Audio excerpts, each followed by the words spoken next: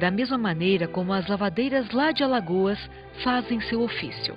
Elas começam com uma primeira lavada, molham a roupa suja na beira da lagoa ou do riacho, torcem o pano, molham-no novamente, voltam a torcer.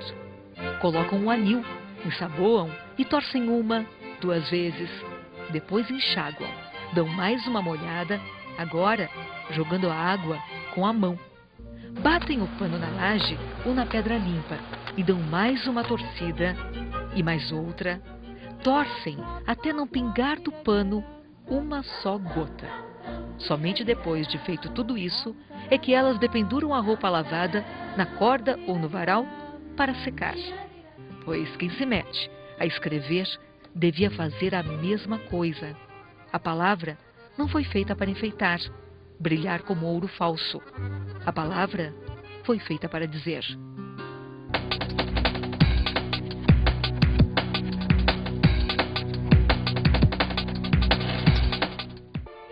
Descer as ladeiras, atravessar as pontes, caminhar pelas ruas desta pequena cidade do agreste alagoano, onde nasceu o escritor Graciliano Ramos, é como entrar nas páginas de um livro, uma janela para a nossa própria história. Palmeiras imperiais e casarões do início do século passado apresentam Quebrangulo, um pedacinho do Brasil que parece ter parado no tempo. As nossas casas que estão bem preservadas, os nossos monumentos, eles são exatamente dessa época áurea aqui em Quebrangulo, quando chegou a estrada de ferro. Sertão e Agreste, eles vinham até Quebrangulo para poder se abastecer. Todas essas construções datam exatamente dessa época, de 1900 a 1930. Um lugar que recebe os que batem à sua porta com as cores, sons e a alegria da cultura popular. Aqui, Mestre Graça, como Graciliano era conhecido entre os amigos, é personagem principal. Graciliano Ramos nasce aqui em Quebrangulo. Quebrangulo onde é que fica? Eu digo a terra natal do Graciliano Ramos. Motivo de orgulho para os quebrangulenses. A casa onde nasceu resiste ao tempo. Uma casa muito antiga, com mais de 100 anos. Uma das preciosidades do Brasil em termos de literatura. Do comerciante Sebastião Ramos, o primeiro de 16 filhos. De Quebrangulo, o filho mais ilustre.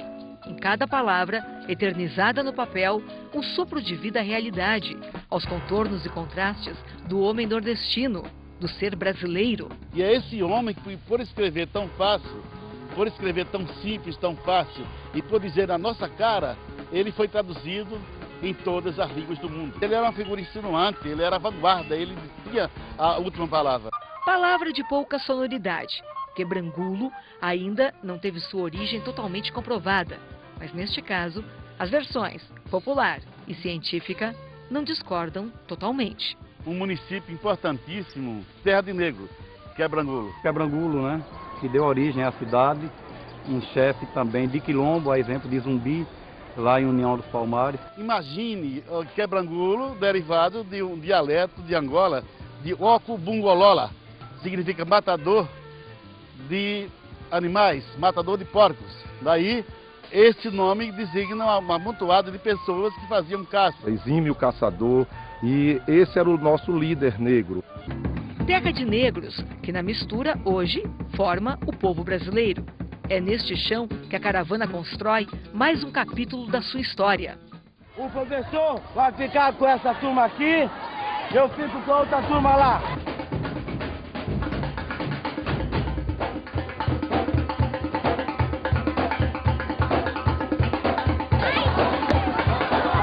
No chão, vem bater a mão do companheiro.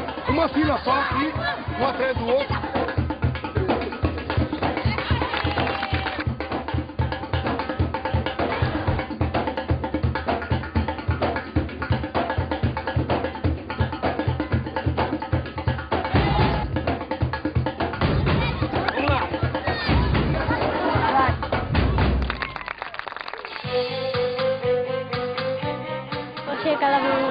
porque é bom jogar bola. Eu gostei. O esporte, ele não tem, assim, limite de alcance. Então eu fico muito contente. E um atleta, acho que a melhor coisa que a gente tem é o reconhecimento. E principalmente o reconhecimento de uma criança. Eu achei maravilhoso. É um povo muito receptivo, sabe muito bem receber quem vem de fora. Que a gente também vai deixar muito de um pouco da gente, né? Acho que essas pessoas acolheram a gente de uma forma muito legal. As crianças são maravilhosas, a gente aprende muito com elas. E a necessidade que elas têm de ter a gente por perto faz com que a gente se dedique cada vez mais nas nossas atividades. Eles vêm assim com prazer total, sabe? Com uma energia, uma vontade, então isso aí pra gente é maravilhoso. 3 dias que nós estamos aqui, parou! Tá, galera! Graciliano dizia que o futebol não faria parte da paisagem sertaneja. Somos franzinos, fisicamente falando, somos uma verdadeira miséria, disse ele. Ele errou só nisso. Ele é o Ronaldinho Gaúcho da nossa literatura. O escritor não era contra o futebol em terras tropicais. O mestre apenas retratava um Brasil de sua época, onde a educação corporal não tinha importância. Como boa observadora, a educação física acompanhou uma nova geração de crianças, professores e, principalmente, de valores. Você não pode deixar dar uma bolinha para um e deixar 20 por fora. Então a gente adapta, mas tem que ter boa vontade, tem que ter coração, senão não vai. Aí, ó. Uhul. Dá pra ela, né? Pulam, correm, gritam, jogam a bola, correm da bola. Essa criatividade, esse brilho nos olhos que mostra a grandeza da criança brasileira, eu sinto o desafio de me tornar melhor, de querer ser melhor. Com as brincadeiras, vão resgatando um pouco daquela vontade de ser professor, de querer ensinar, de querer dividir com o aluno. Isso tudo nos permite ter uma formação continuada de qualidade, democrática e verdadeira. Todos os ensinamentos, não só de judô, mas de carisma, família. Eu procuro estar passando isso para as crianças, não só o judô, mas sim a união, a força de estarmos juntos. Através do esporte, a gente pode conseguir formar pessoas boas, formar cidadãos honestos, né? E que eles podem também transformar suas realidades. Para que a cidadania se promova através do esporte, não necessita necessariamente grandes investimentos. Eles ficam impressionados, assim, de como realmente o jogo, que é uma maneira prazerosa do aluno praticar e aprender, eles podem passar conteúdos de matemática, de química, de física, de história, como isso facilita o aprendizado de cada aluno. A cidade pequena se ajuda muito ao futebol de campo e hoje as nossas crianças conheceram outras modalidades. E viram também que algumas modalidades que pra gente só era de TV, agora está bem acessível, como basquete, o tênis, é isso? E o judô também, né? A caravana é aliada da liberdade. Valoriza princípios que promovam a autonomia, a participação, o afeto e os valores democráticos. Era nisso que Graciliano acreditava, que as coisas no sertão só dariam certo se levassem em conta os valores do sertanejo.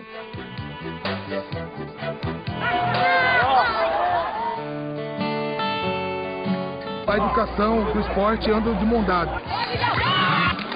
Não é mais aquela coisa antiga que a pessoa, o atleta não precisa estudar, tem que ser aquela coisa, só ganha dinheiro.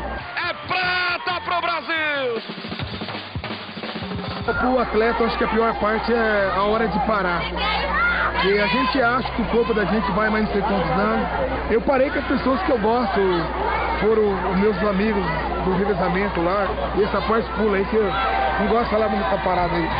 É preciso saber viver. A minha infância é mais ou menos a infância como a maioria dos brasileiros, né? Eu fui criado no orfanato, depois do orfanato eu trabalhei em vários serviços, trabalhei servente pedreiro, de assistente padeiro. O último serviço meu foi em uma lanchonete, balconista, fazia tudo. E depois eu encontrei esporte, foi aí que mudou minha vida. Infância, educação e esporte. Para o ídolo do atletismo nacional, Claudinei Quirino, Dono de uma medalha olímpica e 3 pan-americanas, a vida é um conjunto de oportunidades. A pergunta que eu recebo sempre das crianças é: professor, eu sou pobre, será que eu posso ser um atleta? Eu falo, claro que pode. O importante é ter força de vontade, determinação. A mão direita para lá. Eu gostava do 100 metros. Toda criança, quando começa a fazer um esporte, sempre gosta de um. Futebol, todo mundo quer ser artilheiro. Ninguém quer trabalhar no gol ou defesa. E no atletismo, todo mundo quer correr 100 metros. E eu também comecei em 100 metros, depois passei para a prova de 200 metros. Foi a prova que eu fui consagrado no mundo inteiro. O importante primeiro na vida é aprender a perder. Toda criança tem que aprender a perder. Você aprende a perder para depois você virar um campeão. A gente não está querendo também só o grande atleta. Aqui também é uma aula de cidadania, que a criança aprende, no futuro vai ser um bom cidadão também. Furacão da velocidade, Claudinei chegou a ser o homem mais veloz do mundo no Campeonato Mundial de Atenas. Alcançou a marca de 98% da velocidade máxima de um atleta. Um homem de garra e força, que guarda na memória lembranças de menino. Eu lembro sempre quando eu morava no orfanato, que o dia mais feliz nosso era domingo e fim de ano. Que vinha um monte de voluntário que eu nem sabia de onde vinha. Até hoje nunca agradeci. O pessoal vinha, brincava, trazia bala, fazia um monte de coisa. Então eu senti o dia mais feliz da minha vida. Hoje aqui eu estou passando uma nova fase da minha vida, né? Agora eu nem falo professor, assim, a gente está mais de educador. Quando você tem vontade, você quer vencer, tem um objetivo, qualquer lugar serve. Essa pista aqui, esse campinho de terra aqui, pode sair grandes atletas. É só eles terem vontade que vão conseguir. Apaixonado pelo atletismo, Claudinei seria capaz de ficar horas e horas falando sobre esporte. Um homem que encontrou o seu próprio limite e que hoje tem na palavra revezamento o mais puro sentimento de união. No revezamento, a gente precisa de um pouquinho de cada um. Cada um vai correr seus 100 metros certinho, aí o time vai ter esse. É uma coisa, tipo uma sintonia.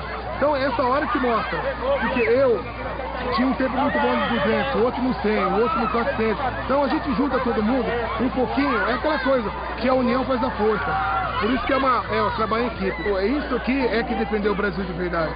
Porque aqui a gente está defendendo o nosso povo, o povo mais simples, né? Vale muito a pena.